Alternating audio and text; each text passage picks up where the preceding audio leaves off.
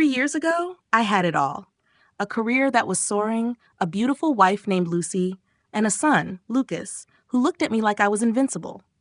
At 34, I was the marketing director at a fast-growing tech firm in San Francisco. I was living the dream: big presentations, high-profile clients, and a salary that allowed us to live comfortably. My life was a whirlwind of meetings and campaigns, but I was always present for the important moments. I'd come home each evening, throw my bag down, and watch Lucas race up to me with a smile that lit up the room.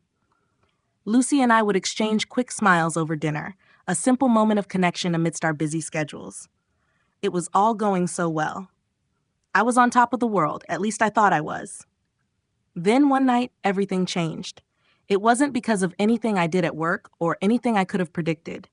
It was one simple, careless decision. The decision to get behind the wheel after a night out. I had been to Lucas's school play, a moment I'll never forget. He'd been a little tree in the giving tree, and he took his role so seriously. Lucy and I laughed as we drove home, her voice still full of joy from the evening. But in the blink of an eye, it all fell apart. I didn't see the other car coming. I didn't see the red light. I didn't react in time. The crash happened so fast. One moment, everything was fine. The next, everything was broken. I woke up in a hospital bed 3 days later, my body battered but mostly intact. Lucy wasn't so lucky. She died on impact. The drunk driver who hit us was to blame, but I couldn't shake the feeling that I should have done something. I should have seen the light. I should have reacted quicker. I was the one driving. The guilt was suffocating. Lucy's death felt like a burden I had to carry alone, and for months, I couldn't get past the fact that I had failed her. I tried to tell myself it wasn't my fault, but the truth never seemed to ease the pain. I couldn't go back to work. I couldn't even think about going back to that high-pressure world I had once thrived in. Every decision I made, every step I took, felt like it could lead to another disaster. My job, which had once been a source of pride, now felt like a trap. I had worked so hard to build my career, but it felt meaningless when I looked at the empty space beside me at the dinner table, where Lucy used to sit. When I went back to the office a few months later, I could barely last 2 weeks before I quit. Every email, every meeting, every project felt like a gamble. What if my decisions led to more people getting hurt? What if I was responsible for someone else's life? I couldn't carry that weight anymore. So I left. I found a job as a night shift security guard at a small office building downtown. It was the furthest thing from what I had known, but it was safe. No one relied on me. I didn't have to make decisions that could affect others. It was a life of quiet, lonely routine. I worked the graveyard shift, and when I wasn't on duty, I made sure to be home for Lucas. I would pick him up from school, help him with his homework, make him dinner, and get him to bed by 8. Then I'd go back to work. That became my life. The same routine, day after day, just trying to get through without facing the life I had lost. I thought if I kept my head down, I could forget about my past. But I couldn't escape the feeling that I was running from something I had to face. Every time I looked at Lucas, I felt like I was letting him down. He deserved more than this. But I didn't know how to give it to him. The nights were long, but they were predictable. And for the first time in a while, predictability felt like a comfort. My routine was a safety net I couldn't let go of. I kept my head down, did my job, and went home. The weight of my guilt didn't feel quite as heavy when I could drown it out with the monotony of sweeping floors, checking doors, and making sure the building was secure. No one asked anything of me. No decisions to make, no expectations, no pressure. I could just exist, and for a while, that was enough. But then, one night, everything shifted again.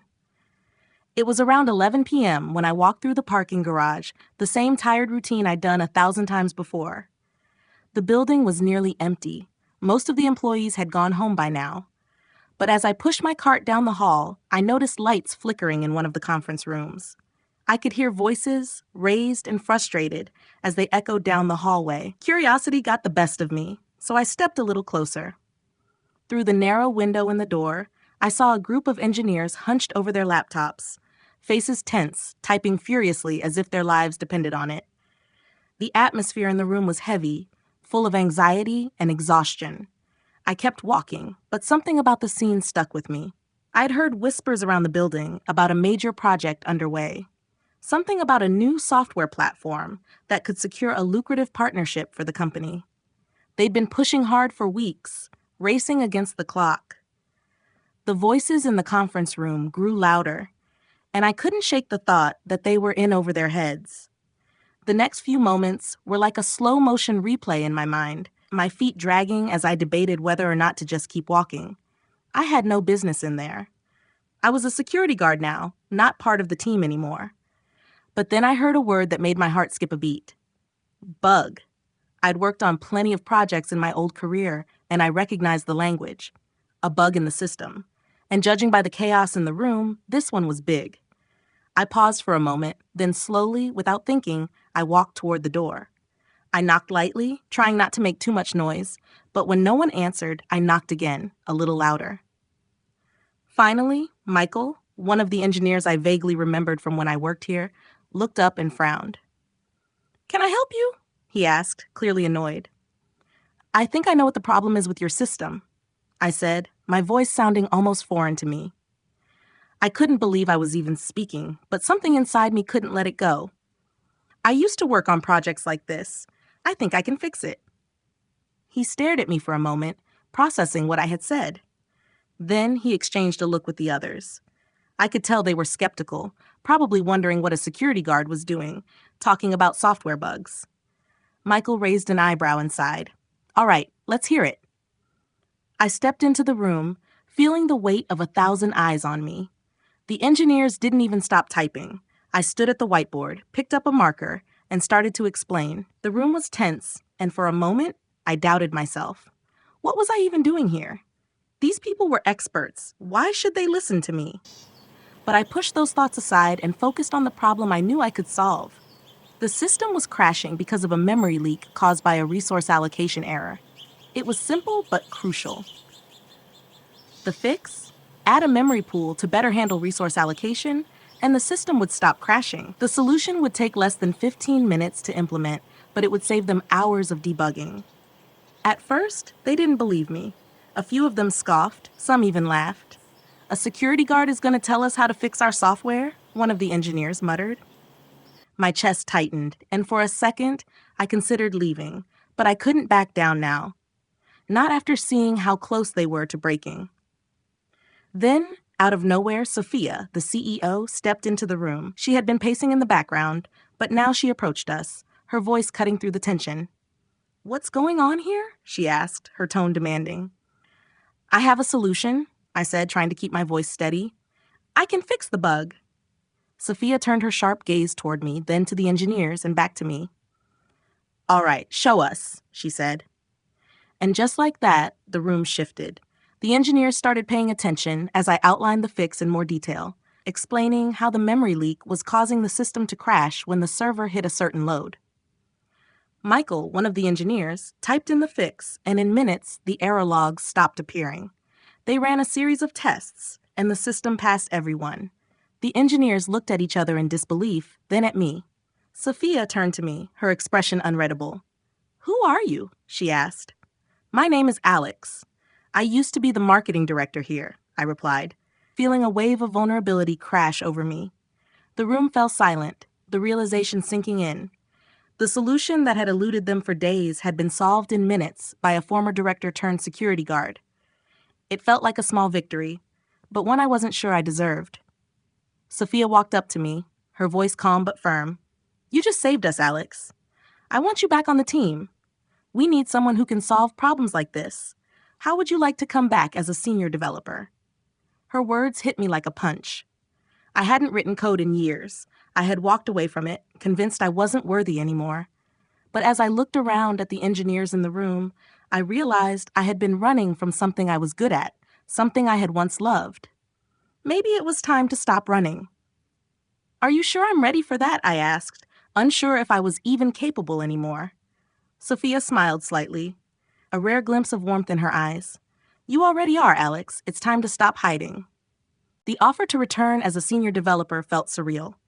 For a moment, I stood there, rooted to the spot, my mind racing. I had spent the last 3 years avoiding responsibility, burying myself in the monotonous routine of night shifts and security patrols, convinced that I wasn't worthy of the life I once had. But now, Sophia was asking me to return, to take on a role I had left behind, a role that terrified me as much as it excited me. I was silent for a few seconds, just taking it all in.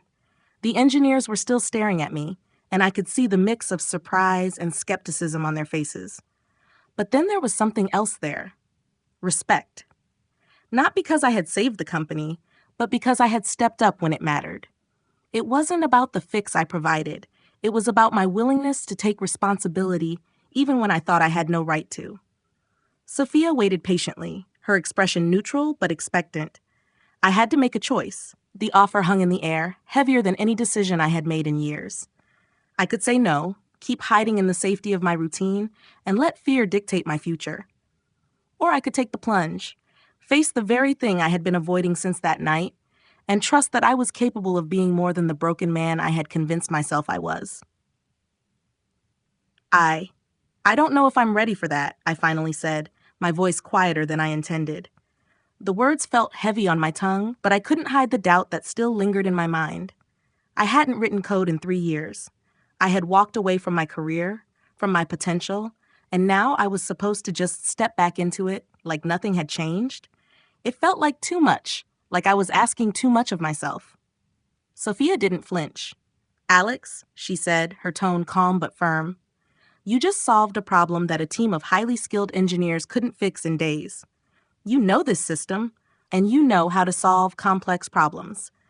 What's holding you back isn't your skills, it's your fear." Her words hit me harder than I expected. Fear. It had always been there, lurking just beneath the surface, keeping me from moving forward. Fear of failure, fear of responsibility, fear of repeating the mistakes I made with Lucy. I had been running from it for so long, hiding behind the excuse that I wasn't ready, that I wasn't worthy, that I didn't deserve to succeed again. But as I stood there, facing Sophia, the engineers, and my own reflection in their eyes, I realized something. My fear wasn't going to go away. It wasn't something I could outrun anymore. I had to face it. I had to embrace the responsibility that came with my talents and take control of my future, not just for myself, but for Lucas too. He deserved a father who wasn't afraid to take chances, who wasn't afraid to live fully. I wanted to be that father. "I'm not sure if I'm ready," I said again, this time more to myself than to Sophia. "But I want to be. For my son, for the work, for the future." Sophia nodded, a small but understanding smile crossing her face. "That's all I need to hear. You're not going to be perfect overnight, Alex, but you have the potential to be great again, and we need you. The team needs you. I need you." I took a deep breath, feeling a sense of relief wash over me as the weight of the decision began to lift. It wasn't going to be easy, and I wasn't going to be able to fix everything at once, but I could try. I could take it one step at a time, and that was enough for now. "All right," I said, a new sense of determination settling in my chest. "I'll take the job. I'll give it everything I've got." Sophia's smile widened, and the engineers began to murmur among themselves, exchanging looks of surprise and approval. I felt a strange mixture of pride and fear. Fear that maybe I wasn't ready for this after all, but pride that I was willing to try. As I walked out of the room, my heart still pounding, I realized something I hadn't fully understood until that moment. The real challenge wasn't going back to coding, or fixing systems, or even facing my past. The real challenge was letting go of my fear, letting go of the belief that I wasn't enough, letting go of the guilt that had consumed me for so long.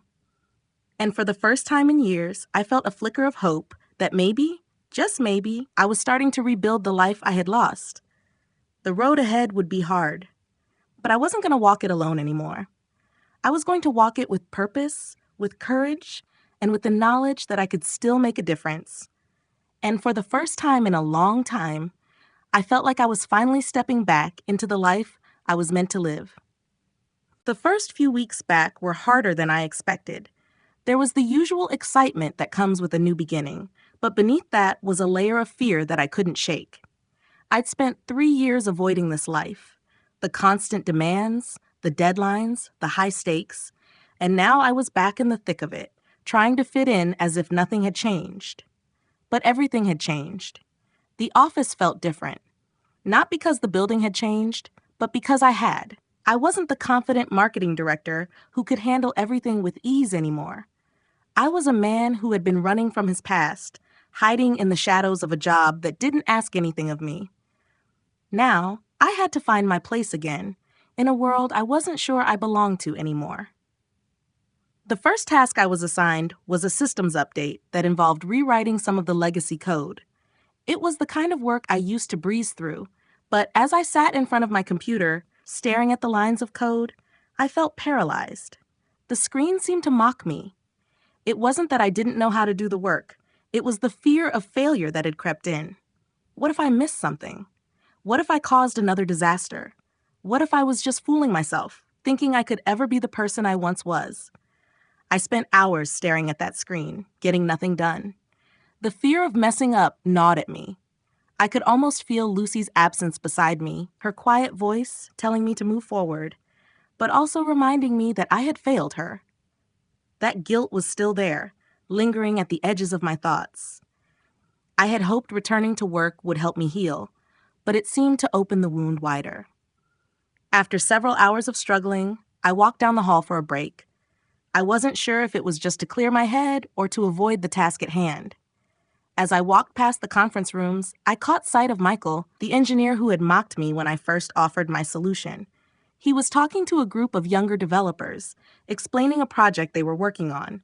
There was something about the way he carried himself that made me pause. He wasn't the arrogant, dismissive guy I had encountered before. He was confident, but approachable, calm under pressure. And suddenly, it clicked. He wasn't afraid of failing. He had been in this field long enough to know that mistakes were a part of the process, that failure wasn't the end, but a lesson in disguise. I felt a pang of jealousy. Why couldn't I just embrace that mindset? Why did every mistake feel like it could break me?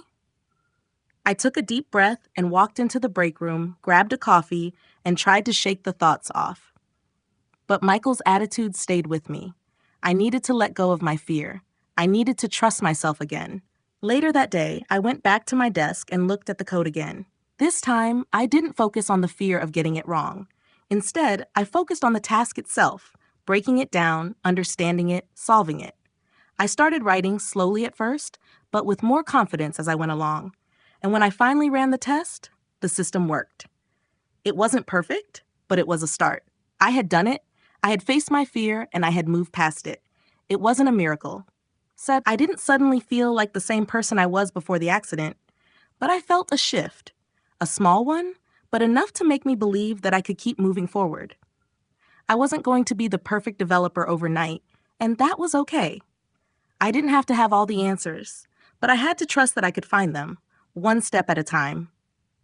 The next few weeks passed by in a blur of small successes.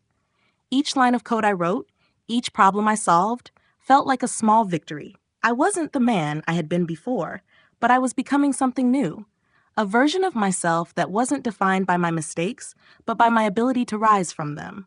Sophia continued to check in with me, offering guidance and support when I needed it. Her faith in me, in my ability to overcome my doubts, pushed me further than I thought possible. It wasn't just about the job. It was about learning to believe in myself again, about realizing that I was still capable of making a difference. One evening, after a particularly difficult meeting, I found myself standing in front of the building's floor-to-ceiling windows, staring out at the city. I realized I hadn't felt this alive in a long time. I wasn't just surviving anymore. I was living. For the first time in years, I didn't feel like I was running from my past. I was starting to understand that I wasn't defined by my failures. I wasn't defined by the tragedy of that night. I was defined by what I chose to do with the life I still had left. Lucas was waiting for me at home, his smile lighting up the room when I walked through the door. He ran to me, throwing his arms around my legs. "How was work, Dad?" "Good," I said, ruffling his hair. "Good. How about you?" "I finished my science project," he grinned. "Want to see it?" "Of course." And for the first time in years, I felt like I was exactly where I was supposed to be, not perfect, not whole, but moving forward. A few months had passed since I returned to Novacor, and though I had made progress, the shadows of my past still lingered at the edges of my mind.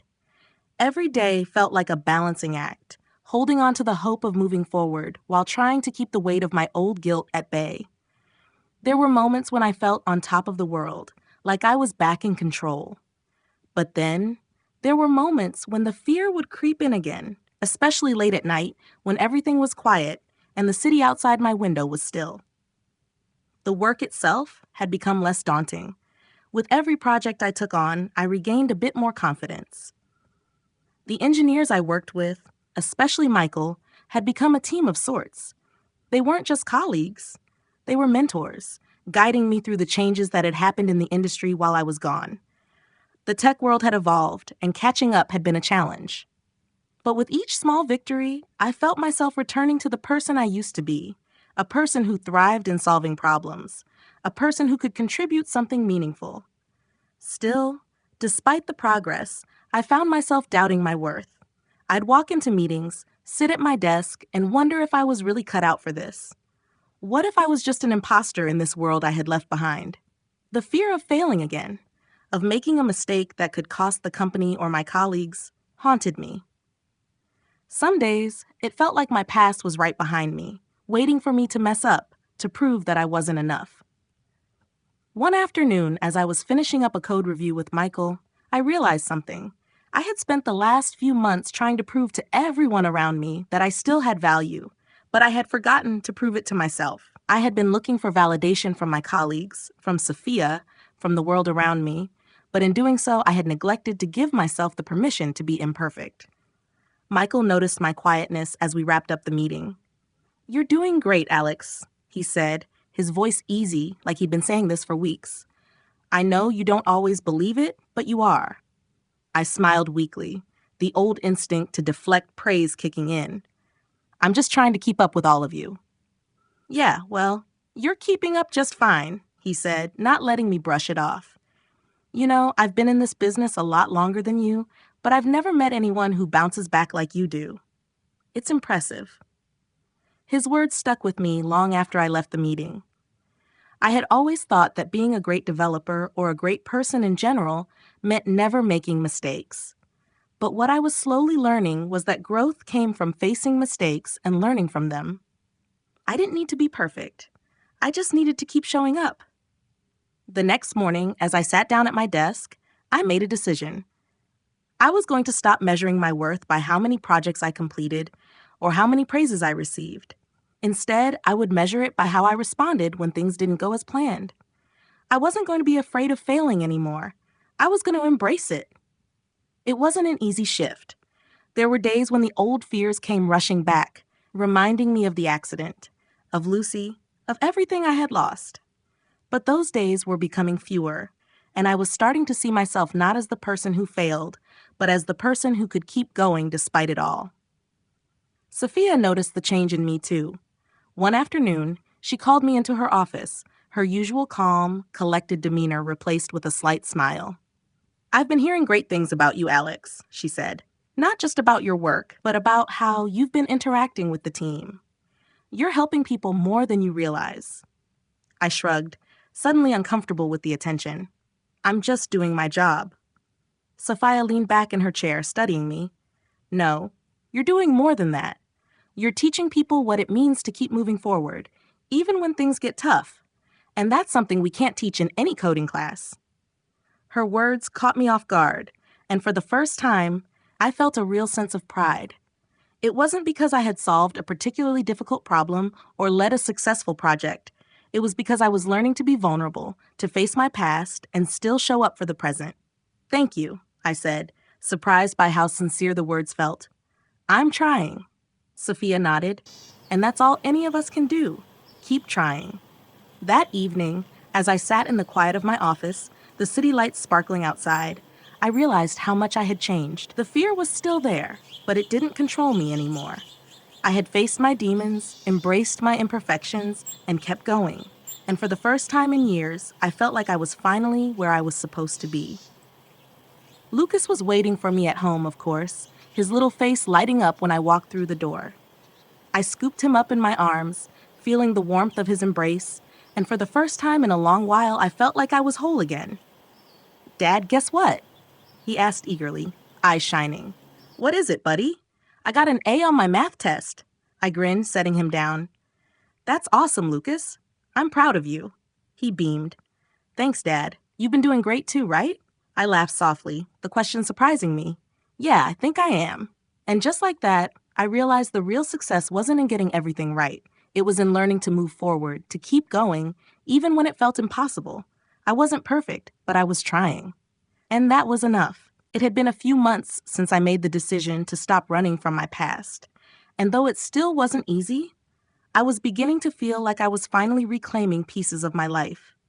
The fear, though never fully gone, was quieter now, like a murmur in the back of my mind, instead of the constant roar it had been. I had come to realize that facing my past wasn't about erasing it, but learning how to live with it, to accept the parts of me I couldn't change and build on the parts I could. Work had started to feel less like a battle, though I still had my moments of doubt. My colleagues, particularly Michael, had become more than just people I worked with. They had become allies.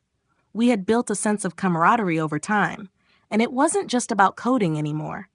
It was about problem solving together, supporting each other when things went wrong, and celebrating when they went right. It was a team, in every sense of the word, and for the first time in years, I felt like I belonged.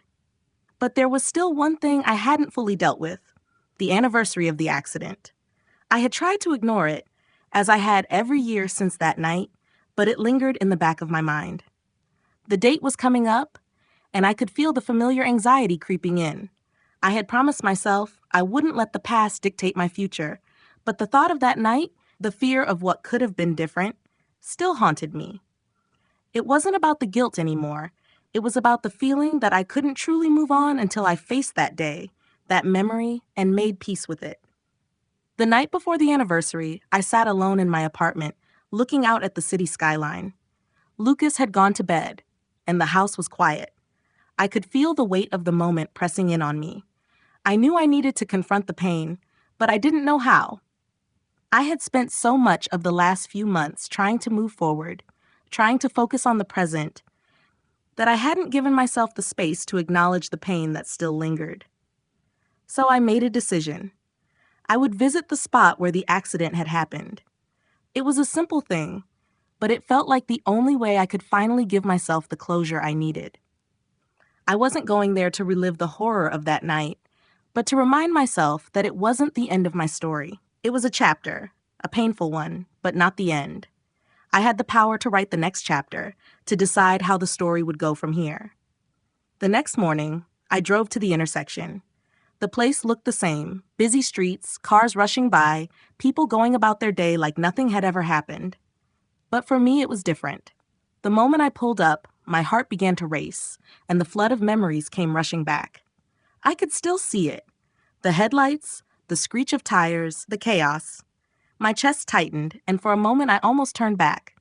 But I didn't. I stayed, sitting in the car, breathing deeply, letting the memories wash over me. I thought about Lucy, about how full our lives had been before everything changed. I thought about Lucas, who had survived, and how much he had become my anchor in the aftermath. I thought about how much I had been running from that night, from the guilt, from the fear, and how much I had missed by doing so. After a while, I got out of the car and stood by the intersection, just letting the moment sit with me. It wasn't about forgiving myself. I realized that wasn't something I could rush. It was about accepting what happened, understanding that I couldn't change it, and allowing myself to heal, little by little. It was about remembering Lucy for the love she had given me, not for the tragedy we had faced. As I stood there, I felt a shift inside me. I wasn't fully healed, and I wasn't free of the memories. But I didn't have to be.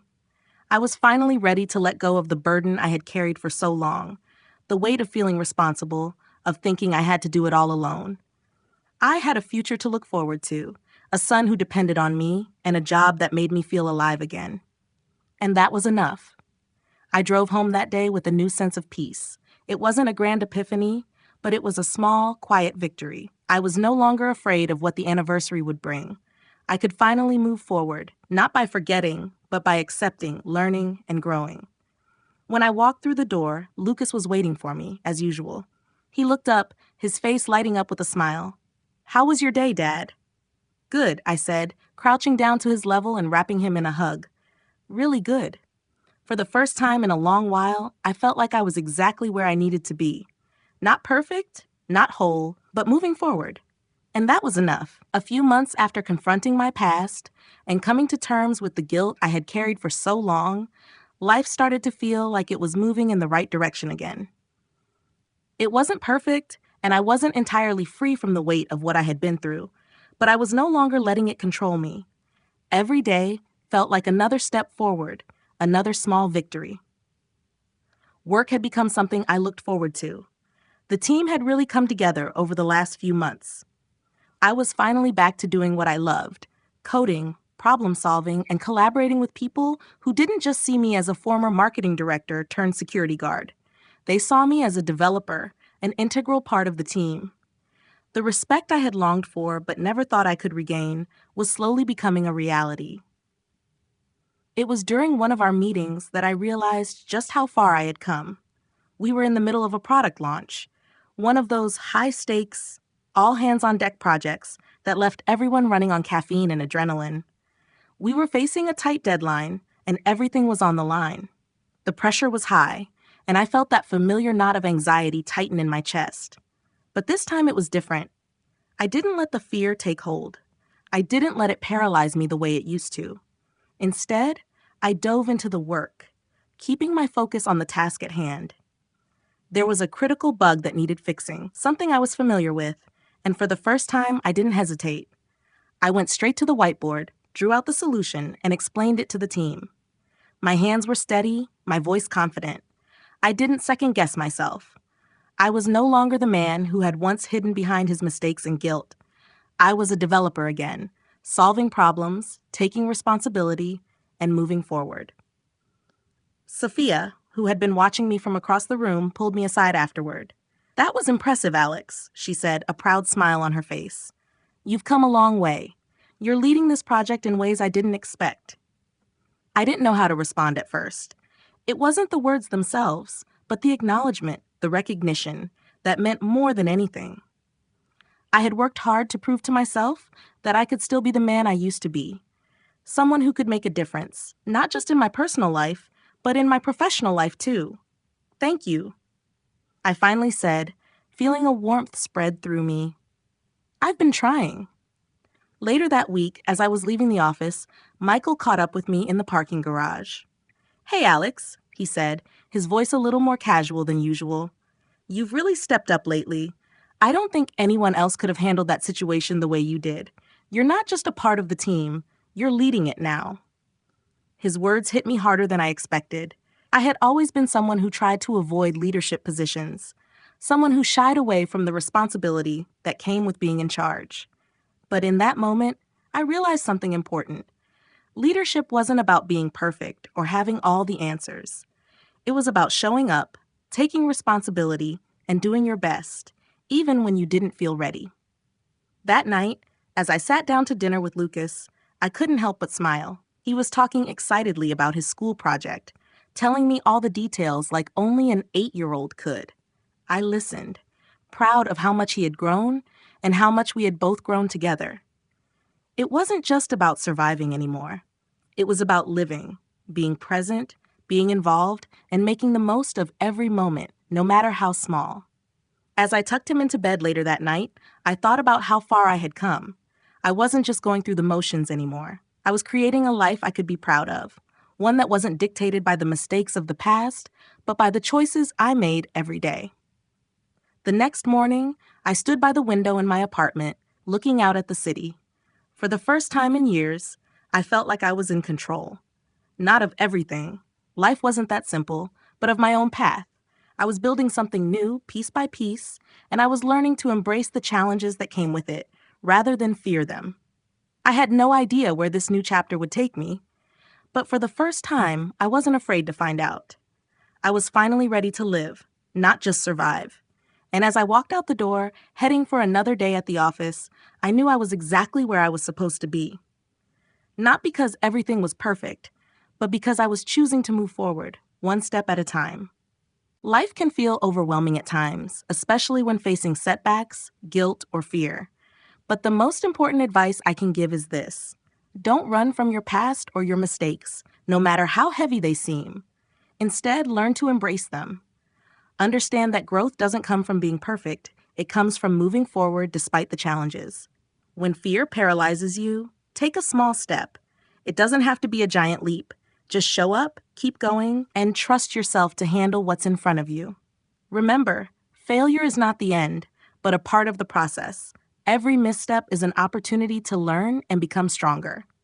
It's not about erasing your past, but about learning from it and choosing to keep moving. Surround yourself with people who see your potential, even when you can't see it yourself, and be kind to yourself on the journey. Courage isn't the absence of fear, it's the willingness to take action despite it. Life won't always be easy, but the key to thriving is to keep showing up, keep trying, and never stop believing that you are capable of more than you think.